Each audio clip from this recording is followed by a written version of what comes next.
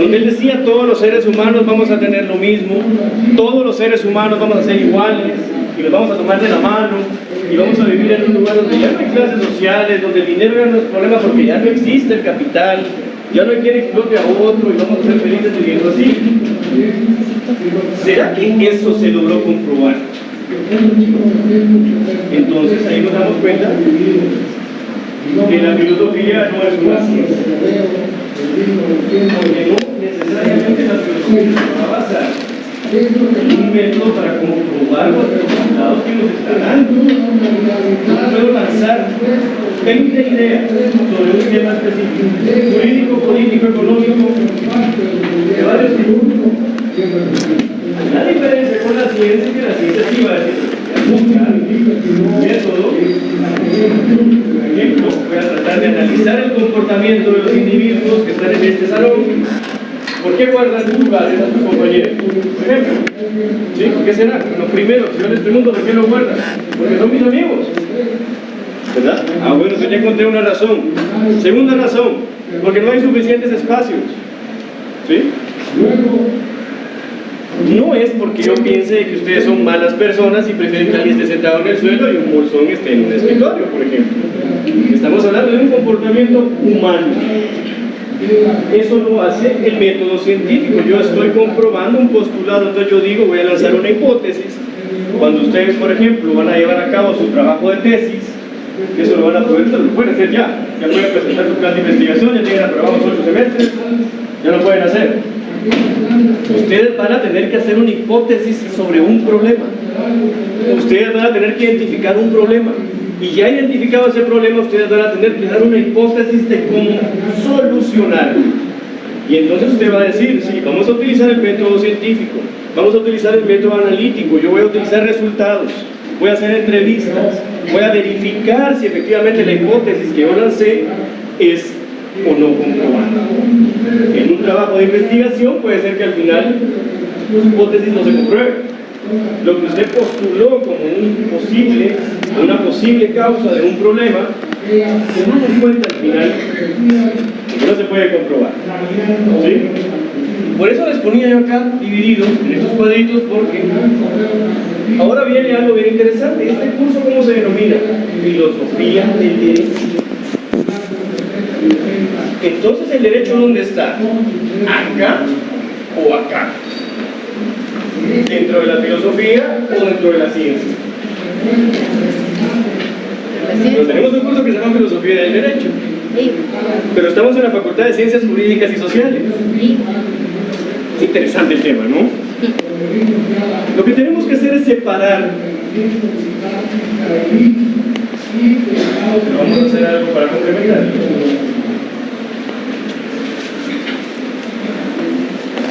Que el derecho lo vamos a encontrar en los dos. ¿Sí? Si ustedes me preguntan a mí si el derecho es una ciencia, después de hacer mucho análisis, estudio, comprobación de resultados,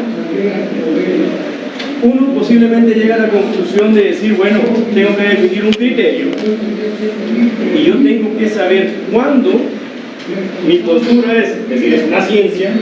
Estamos en la Facultad de Ciencias Jurídicas, ustedes van a ser licenciados en Ciencias Jurídicas y Sociales, ¿sí? Entonces uno mentalmente dice, no, entonces es una ciencia, porque si voy a ser licenciado, no voy a ser filósofo en Ciencias Jurídicas, por ejemplo, no. Lo que tenemos que entender es que la ciencia, como tal,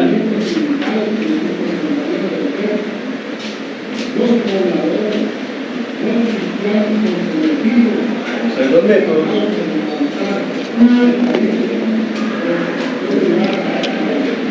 Y en la filosofía vamos a encontrar. Al final de cuentas, yo con la ciencia no voy a utilizar la razón, porque con la ciencia lo que voy a hacer es aplicar lo que yo ya sé, con los métodos que yo decido utilizar. Con la filosofía yo voy a analizar la situación, voy a analizar una causa de un posible problema que se nos presente a nosotros, que es lo que estábamos viendo en la sesión pasada con algunos ejemplos, y en base a eso yo voy a tratar de descentralizar. ¿Sí? Entonces, lo primero que tenemos que entender cuando hablamos de filosofía del derecho es que al derecho lo tenemos que tratar de saber ubicar aquí y aquí. Si leemos a la mayor parte de autores modernos que tratan de explicarnos qué es el derecho, el mayor porcentaje lo va a ubicar aquí. El mayor porcentaje. No les estoy diciendo que todos, no les estoy diciendo que es la regla general. Cuando ustedes vayan a un posgrado, a una maestría, a un doctorado, etc., lo que van a leer está acá. ¿Sí? Pero decir que no es una ciencia también yo diría que es muy arriesgado, muy aventurado decir que no lo es. No podríamos descartarlo, que alguien sostenga, no, mire, con el derecho nosotros podemos hacer análisis aplicando los métodos, ¿sí? Podemos hacerlo, de hecho lo hacemos cuando hacemos nuestro trabajo de tesis, ¿sí? Vamos a aplicar métodos científicos, vamos a aplicar varios métodos, ¿sí? Vamos a poder aplicar el método deductivo, por ejemplo, para poder establecer ciertas situaciones, y con la filosofía no necesariamente es eso, ¿sí? Haciendo esta separación, como ustedes recordarán,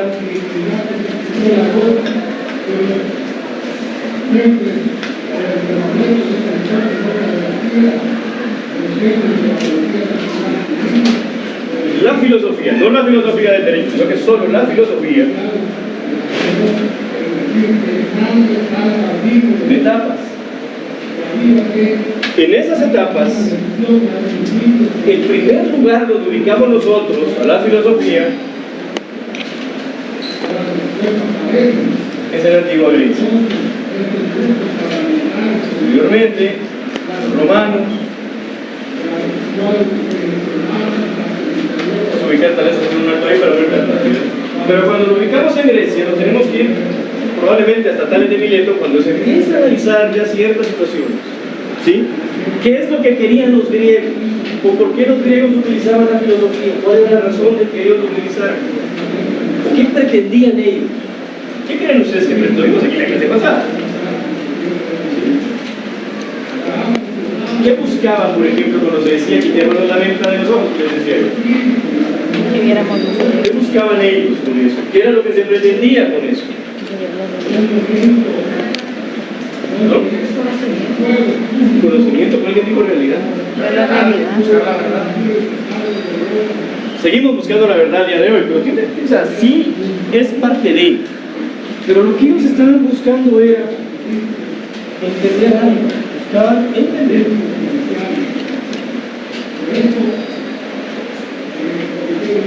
Y explicar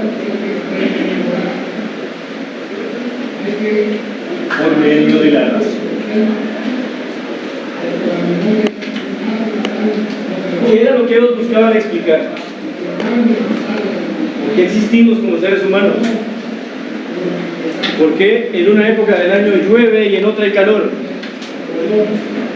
¿Por qué necesitamos relacionarnos como grupo social? ¿Cuál es la situación que nos llevó a nosotros de estar pasando por esos estadios sociales en los cuales el hombre, en las primeras formas de la gens, hasta llegar a lo que conocemos hoy como el Estado? Pero antes de llegar al Estado tuvimos que pasar por la nación, la tribu, el clan, todos esos. Lo que buscaban ellos era entender y explicar, en medio de la razón, el mundo que nos rodea.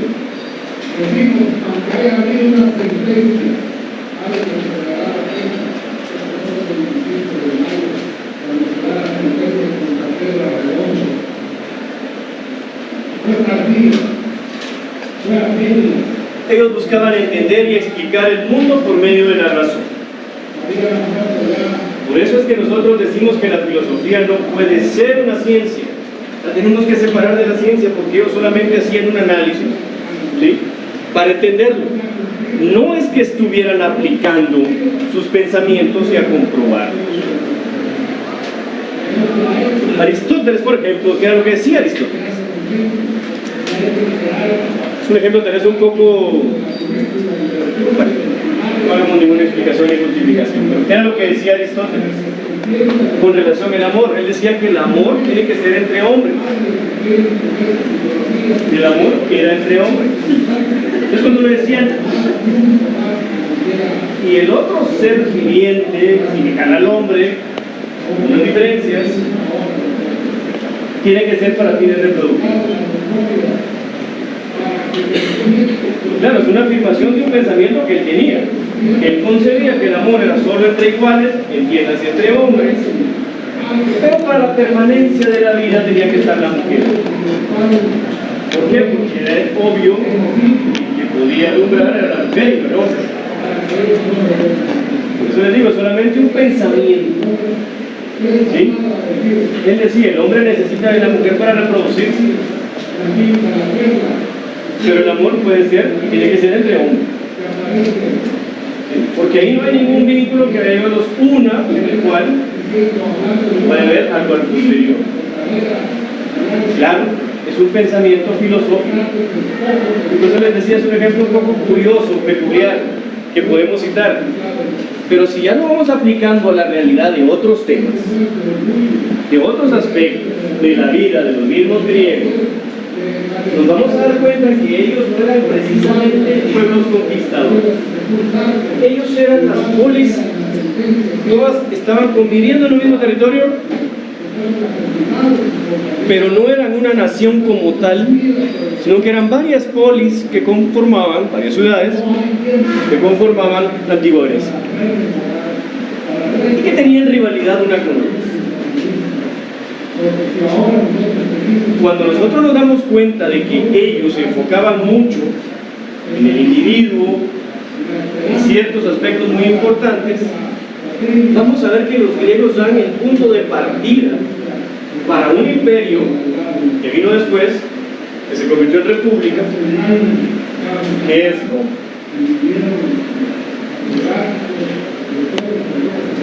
La antigua Roma no necesariamente buscaba entender y explicar la existencia del mundo por medio de la razón. No necesariamente era eso lo que buscaba, ¿sí? Sino que los romanos lo hacían a través de la pragmática. Cuando hablamos nosotros que lo trataban de hacer a través de la pragmática, ellos se están separando de eso. Cuando nosotros decimos que tenían un pensamiento muy estoico, era eso, es a lo que puedo comprobar, es a lo que yo puedo evidenciar. Si yo no puedo comprobar algo, entonces eso no puede existir, ¿sí? Y nosotros tenemos un punto de partida en la antigua Roma, cuando ellos tenían al Senado como el máximo superior del imperio. ¿Qué es lo que pasa, perdón, de la República? ¿Qué es lo que pasa con la antigua Roma? Pasa de república a un imperio, en el cual el Senado pasa a estar bajo a lo que es el César. ¿Sí? ¿No tiene el lugar ahí?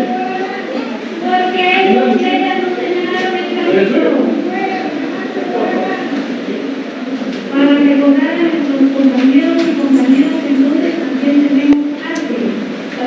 Entonces, ¿qué es lo que dijeron los romanos? Vamos a utilizar los procedimientos comprobables para poder reflejar cómo vamos a ejercer el poder. ¿Sí? Ellos ya creían en que tenía que haber un orden. Y si ellos lo hacían a través de la pragmática, a diferencia de los griegos, que ellos lo hacían todo a través de pensamiento nada más, podemos encontrar Cicerón, por ejemplo, que lo encontramos como un buen ejemplo de ellos.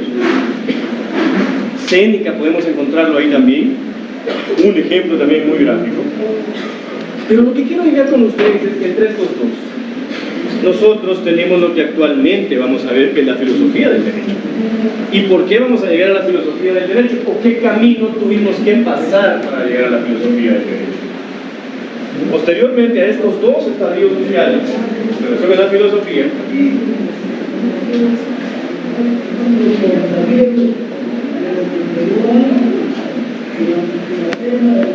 vamos a llegar a la época medieval.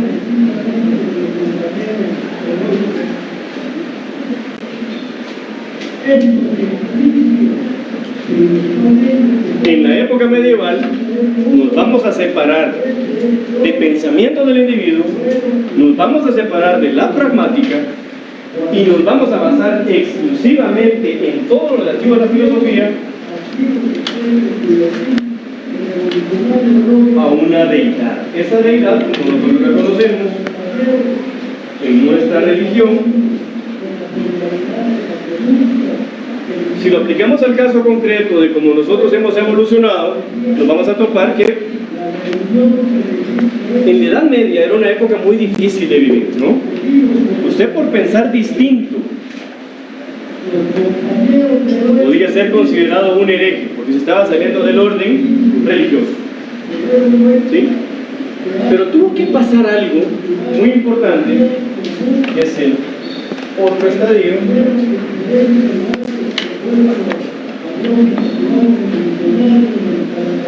y es el punto de inflexión para empezar a hablar de filosofía del derecho. Es en el Renacimiento. Cuando hablamos del Renacimiento nos estamos refiriendo a esa época donde el ser humano se empieza a dar cuenta de otras cosas, que no todo puede ser religión, que no todo tiene que ser iglesia, que tenemos que buscar una explicación a los fenómenos sociales no necesariamente basados en la religión. Prácticamente vamos dando cuenta que hemos ido avanzando filosóficamente en el pensamiento del individuo y también cómo se lo pone a la práctica. Acá en el Renacimiento por primera vez nos empezamos a enfrentar a situaciones como, por ejemplo, que surge racionalismo, positivismo,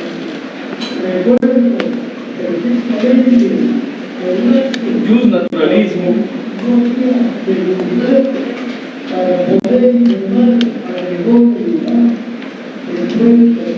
esos tres, si nos damos cuenta, lo que vinieron nada más es a tomar lo que veníamos hablando históricamente antes y trasladarlo a una corriente filosófica distinta, ¿sí? Porque cuando hablamos nosotros de poder unir a un positivismo con un justnaturalismo resulta difícil, resulta muy complicado, porque los postulados de este y este prácticamente se contraponen uno con el otro, ¿sí? Y cuando nosotros leemos autores muy importantes, después si quieren tomar nota, yo se los voy a explicar. Aquí, como les digo, sí, después lo vamos a repasar, no tengan pena, pongan atención primero. Cuando lo vemos así, y lo vamos enfocando en lo que la filosofía nos ha venido dando, por primera vez nos topamos y acá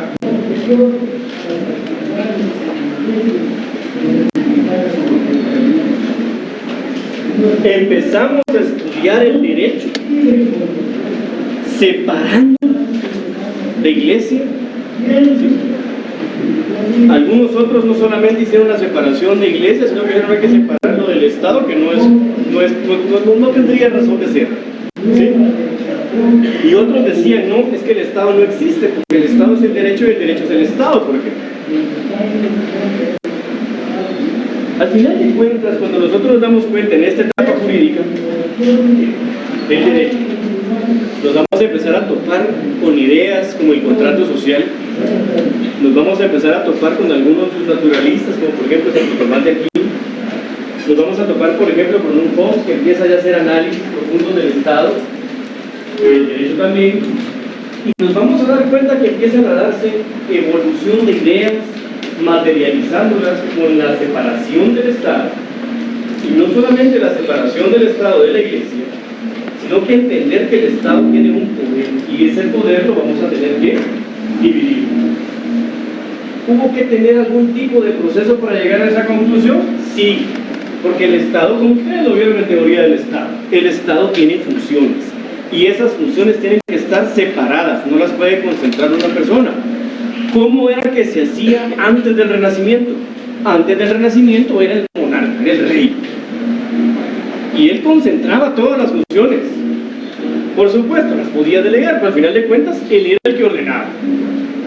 Y en el Renacimiento se dice, no puede ser que estemos sujetos a la voluntad de un individuo, ¿sí? Necesitamos hacer esa separación de las funciones que tiene el Estado. Las vamos a tener que identificar, y ya identificadas las mismas, vamos a dividir el poder para que no sea concentrado en uno solo. Uy, Dios mío, ese concierto está horrible.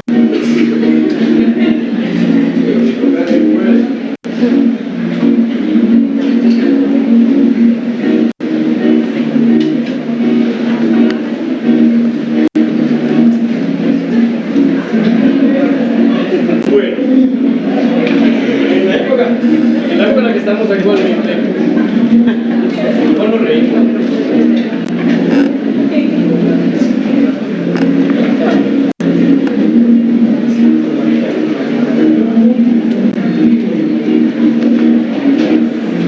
Y en la actualidad,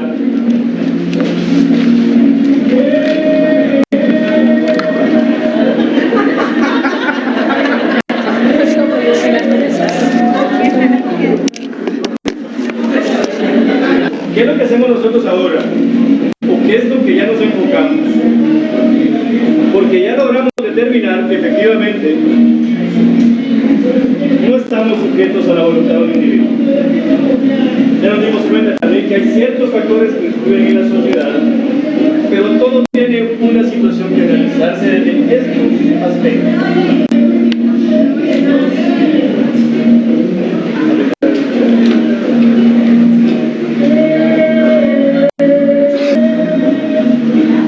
Lo analizamos desde estos aspectos.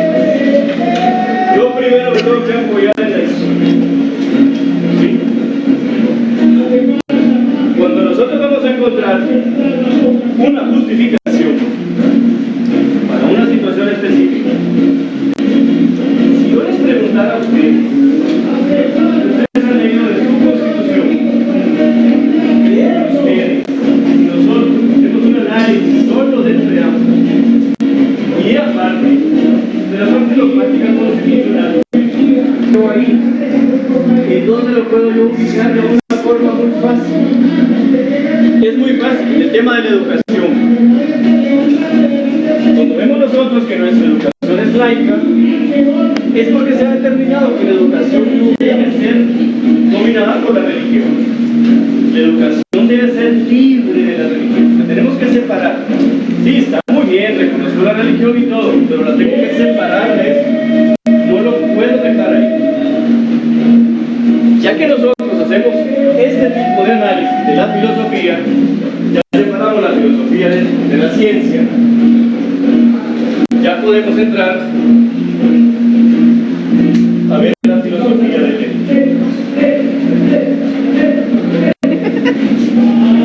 que es parte de lo que más nos interesa hoy, ¿no?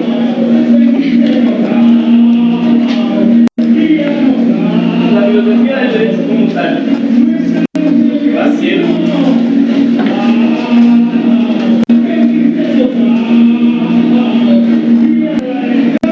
la filosofía del derecho no es una ciencia, ¿sí? Y por eso le aclaraba que unos compañeros por acá que estamos hablando de pura filosofía. No estamos hablando de temas que se puedan comprobar, estamos hablando de eso. Tenemos que decir que esta rama de la filosofía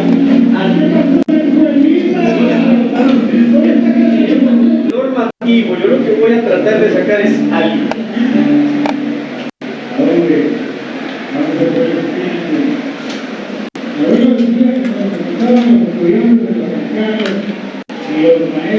Son los fundamentos.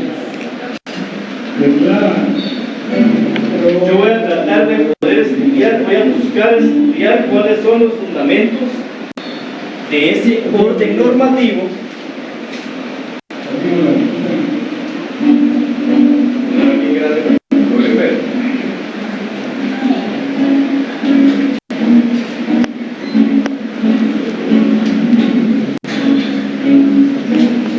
Cuando nosotros decimos que vamos a estudiar un orden normativo,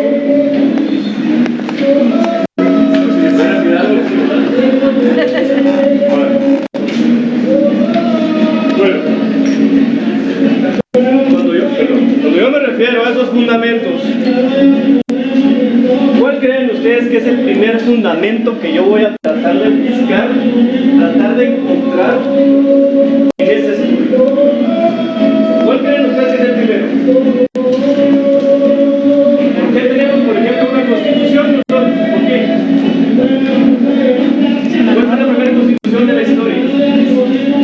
¿Recuerden ustedes el derecho constitucional?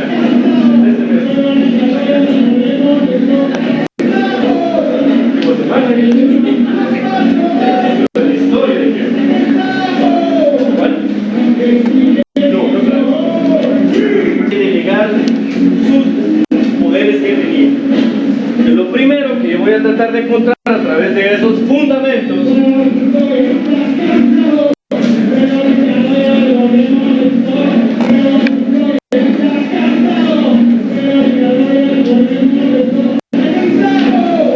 Lo primero es el origen. ¿Sí?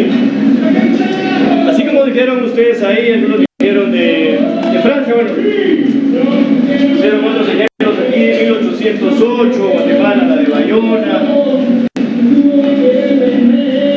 ¿Por qué nosotros tenemos una constitución? ¿Por qué nos tiene que importar el texto de una constitución? Tengo que conocer el origen, y para eso yo me apoyo de la filosofía del derecho. Con la filosofía del derecho yo voy a poder establecer el origen de las constituciones de cada estado. ¿Por qué tenemos una constitución? Porque este pobre Juan Sin Tierra, con esa carta magna, provocó que después sí, la primera constitución escrita es la de Estados Unidos. Eso sí, esa es la primera constitución escrita. La constitución promulgada en Filadelfia, esa es la primera, escrita. Y después desencadenó en que el resto de estados dijera, bueno, tengamos una constitución que le dé unidad al ordenamiento. Y este es el primer fundamento que tengo que encontrar yo en un orden normativo. Los fundamentos que vamos a encontrar en un orden normativo. ¿Cuál es el segundo?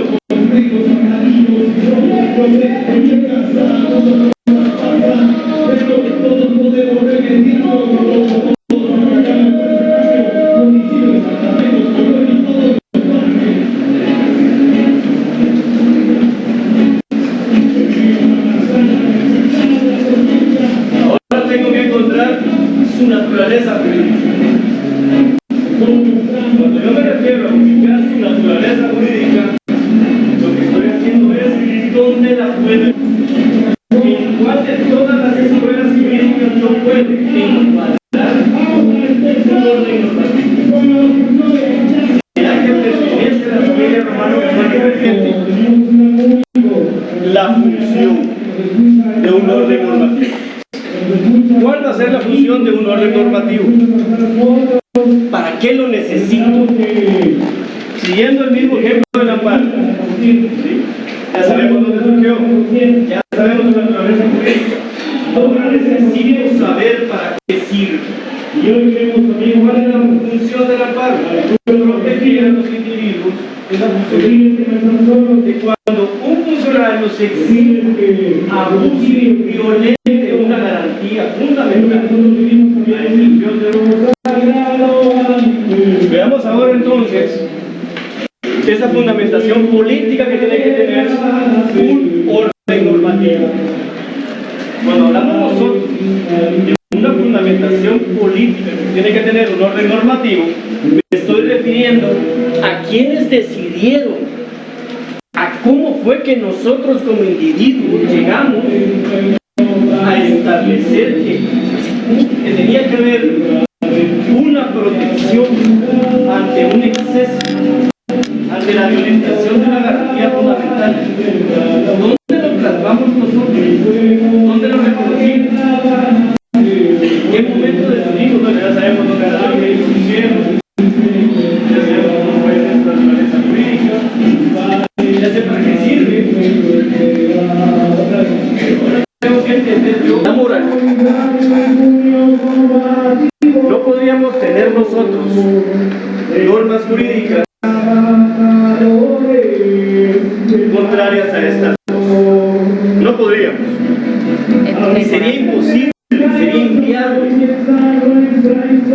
no podríamos nosotros tener normas jurídicas que sean contrarias a la ética y a la moral. No podemos. Estaríamos dejando de lado nosotros algo muy importante. Nosotros como individuos moralmente reconocíamos hace unos días que efectivamente tenemos que proteger a los niños. No hay ni duda.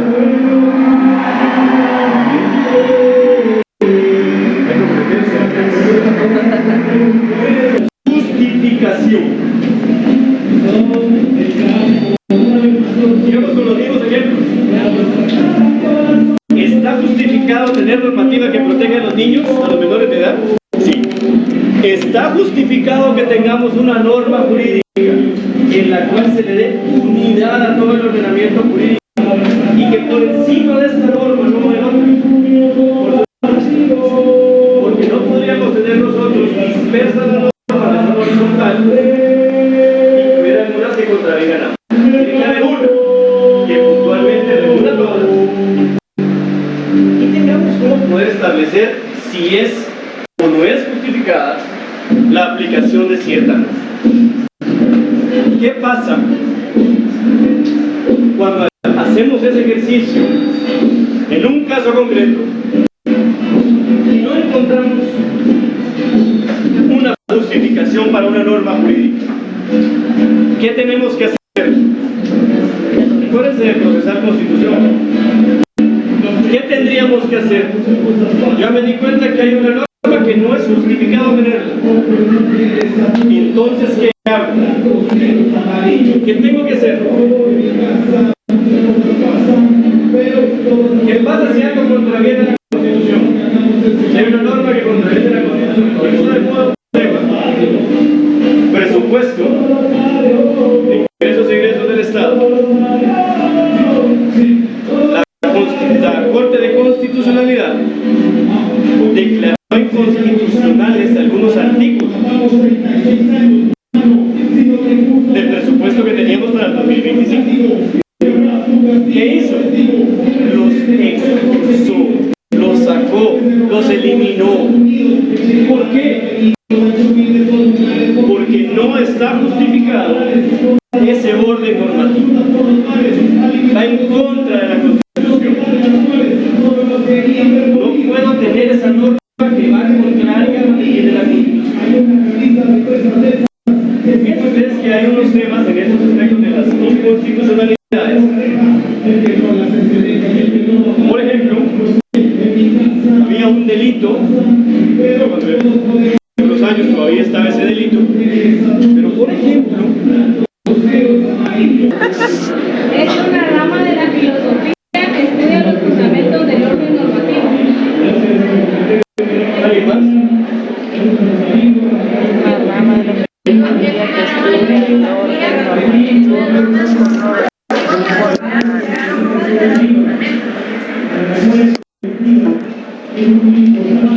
Tal vez yo le cambiaría el orden, porque usted lo que va a hacer es analizar los fundamentos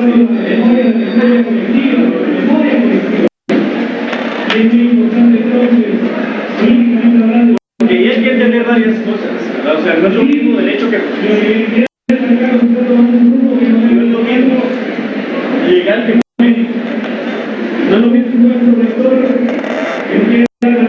Cuando decimos nosotros es legal pero no es ético, voy a tener que hacer ese ejercicio con cada situación de un orden normativo, donde él decía todos los seres humanos vamos a tener